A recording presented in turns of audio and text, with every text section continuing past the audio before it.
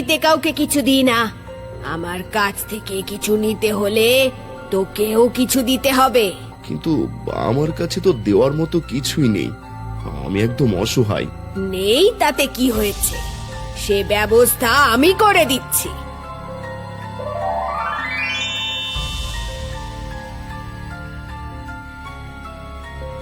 এই নে, এটা জাদুর পাতিল।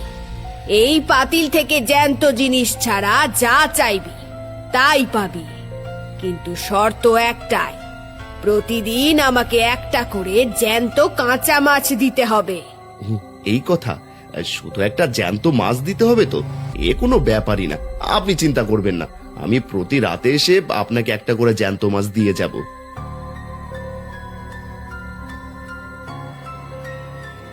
মনে রাখিস, প্রতি রাতে একটি করে জ্যান্ত মাছ দিবি, নয়তো তোর ঘাটটাই মোটকে খেয়ে ফেলবো।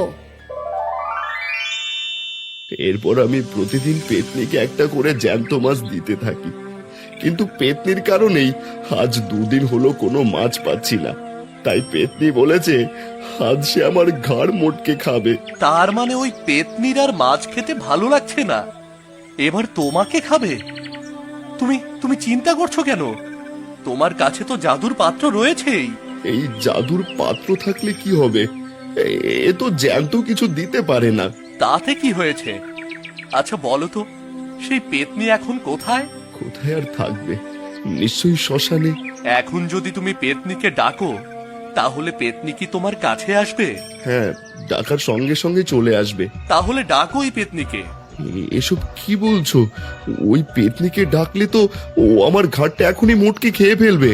আরে কিছু হবে না, ডাকো তো ওই পেতনিকে, তারপর দেখছি। ঠিক আছে, ডাকছি।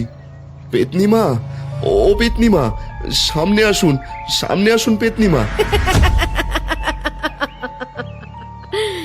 আমি তো তোকে রাতে খেতে চেয়েছিলাম, কিন্তু তুই আমাকে এখনই ডেকে নিলি। দাঁড়া, এখনই তোর ঘাটটা মোটকে দিচ্ছি। একটু দাঁড়ান পেতনিমা, শুনেছি আপনি অনেক শক্তিশালী, যখন যা ইচ্ছা তাই করতে পারেন।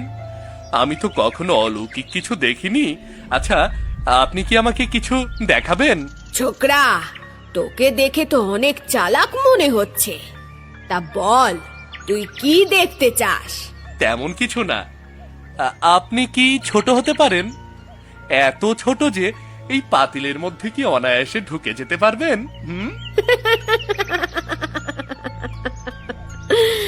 এটা তো কোনো ব্যাপারই না, আমি তো সব সময় ছোট হই সবার সাথে মিশে থাকি। বেশ তো, তাহলে আমাকেও একটু দেখান না।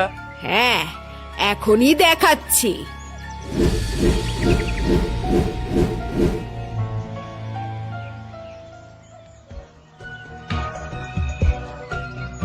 এই যা, তুমি এটা কি করলে? তোমার সামান্য কাপড় কি পেতনিকে আটকাতে পারবে? এটা কোনো সাধারণ কাপড় না, এটা গুরুদেবের মন্ত্রপুত কাপড়। পেতনি চাইলেও আর কখনো এখান থেকে বের হতে পারবে না। যাও, এটা নিয়ে গিয়ে চিতায় জ্বালিয়ে দাও। যাও যাও যাও। সত্যি ভাই, তুমি আমাকে বাঁচালে। ঠিক আছে, এবার যাও, আর ভুলেও লোভে পড়ে এই কাপড় খুলবে না, কেমন?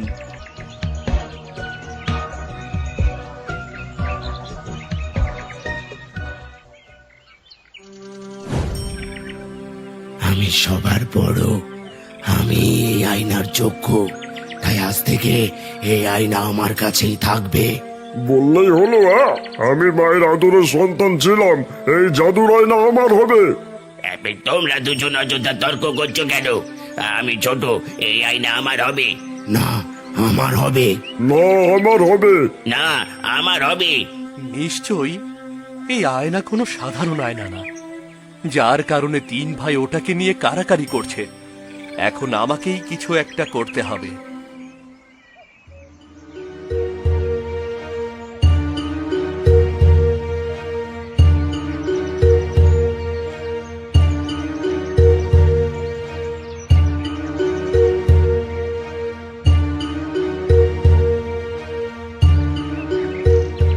এই চুপ করো তোমরা। এই কে তুই, আর এখানে এসেছিস কেন? আমি এই বনের নতুন ভূত, তোমাদের তিনজনের তর্ক অনেকক্ষণ হলো দেখছি, তাই এর একটা সমাধান নিয়ে আসলাম আমি। সমাধান? কেমন সমাধান? সমাধানের কথা পরে বলছি, আগে বলো তোমরা কেন এই আয়নাটাকে নিয়ে এত কারাকারি করছো?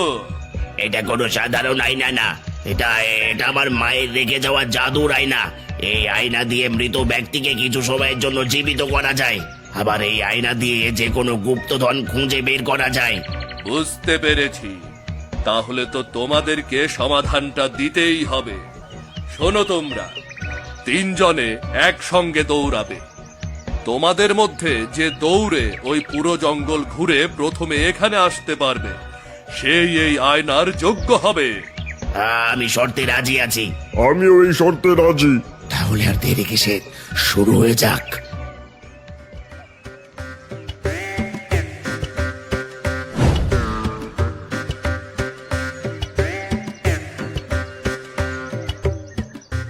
এই রাক্ষসগুলো সত্যি অনেক বোকা, এদের মধ্যে কেউ এই আয়নার যোগ্য না। যাই, এটা আমিই নিয়ে যাই।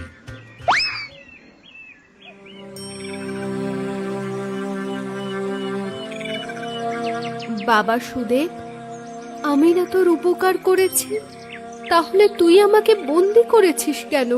বন্দি করব না? তোমাকে বন্দি না করলে তো তুমি আমাকে খেয়ে ফেলতে। আরে ওসব মিথ্যে কথা, তুই আমাকে ছেড়ে দে, আমি তোকে সোনার একটি জাদুর পাতিল দেব। তোর আর আমাকে মাছ দিতে হবে না, ছেড়ে দে আমাকে। না না, তুমি মিথ্যে বলছো, আমি তোমাকে ছাড়বো না। মিথ্যে না, মিথ্যে না, সত্যি বলছি। এবার তোকে সত্যিই সোনার জাদুর পাতিল দেব। ঠিক আছে, তাহলে বলো, পরে তো আমার কাছ থেকে কিছু চাইবে না? না না, আমি আর তোর কাছ থেকে কিছুই চাইবো না, তোকে সোনার পাতিল দিয়েই চলে যাব। ঠিক আছে, তাহলে তোমাকে মুক্ত করে দিচ্ছি।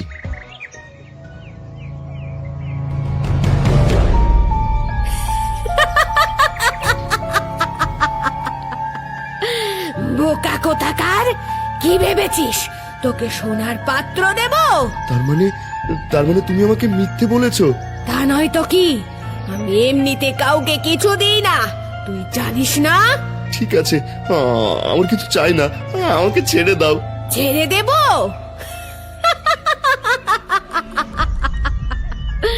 প্রথমে তোর ঘাড় মটকাবো, তারপর ওই দুষ্টু ছেলেটার ঘাড় মটকাবো।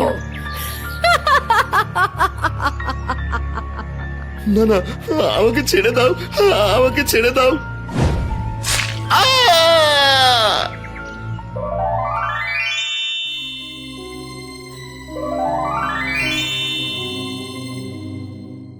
এ কি, তুমি? তোমাকে তো আমি বন্দি করেছিলাম, তুমি মুক্ত হলে কি করে?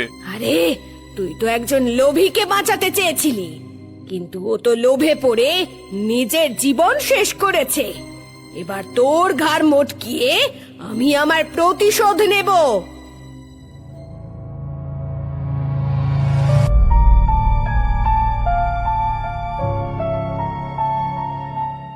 বাহ, এই জাদুর আয়না তো অনেক শক্তিশালী। এটা না নিলে তো আজ প্রাণে মরতে হতো। যাই, আগে এই জঙ্গল থেকে বেরিয়ে যাই, তা না হলে বিপদ পিছু ছাড়বে না।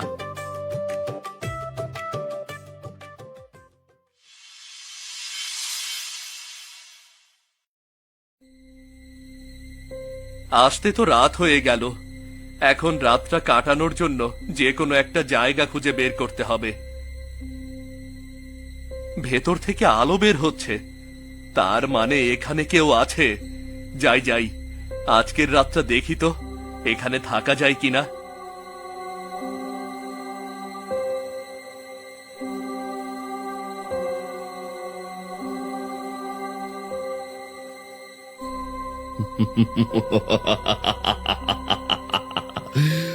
আমার আর একটা আত্মার প্রয়োজন ছিল, তুই এসে পূর্ণ হলো। এবার তোকে দিয়ে আমার সাধনা সম্পূর্ণ করব। এসব কি বলছেন? আমি তো একটু সাহায্যের জন্য এখানে এসেছি। সাহায্য? যারা আমার কাছে সাহায্যের জন্য এসেছে, আমি তাদের সবার আত্মাকে বের করে প্রদীপ বানিয়ে রেখেছি। দেখ, ওই দেখ।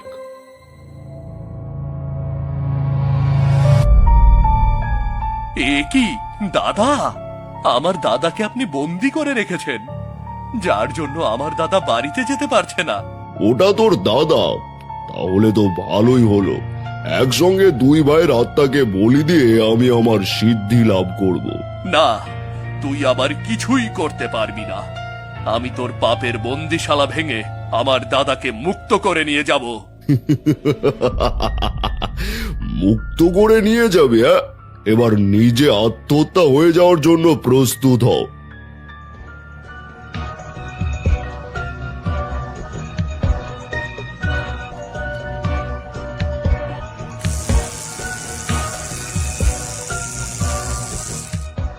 একই রাক্ষস রানীর জাদুর আয়না তোর কাছে? হ্যাঁ, এই জাদুর আয়না দিয়েই আমি তোকে পুড়িয়ে ছাই করে দেব।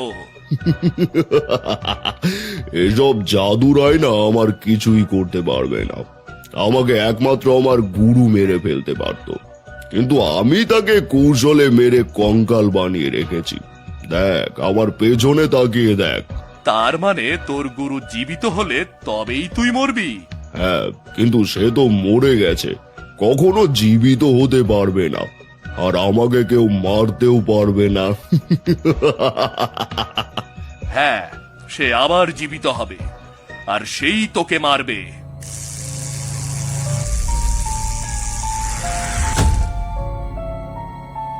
এ কি, এ তো অসম্ভব।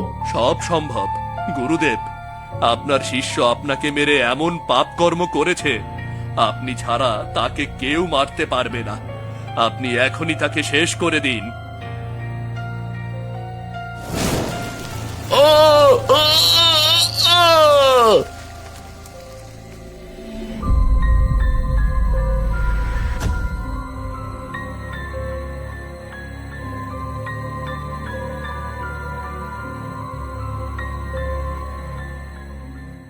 বিজয়, ভাই আমার, তুই এসেছিস?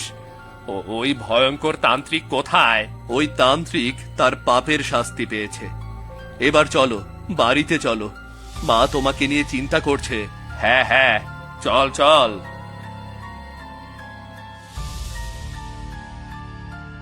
বিজয়ের বুদ্ধিমত্তার কারণে বিজয় তার ভাই সহ সবাইকে মুক্ত করে সেখান থেকে নিয়ে যায়। তারা যেতে যেতে জঙ্গলের মধ্যে গিয়ে আবার সকাল হয়ে যায়। তখন তাদের সামনে 3 রাক্ষস এসে দাঁড়ায়। এই তো তোমাকে পেয়েছি। দাও দাও, আমার জাদুর আয়না দাও। আমি এই প্রতিযোগিতায় প্রথম হয়েছি।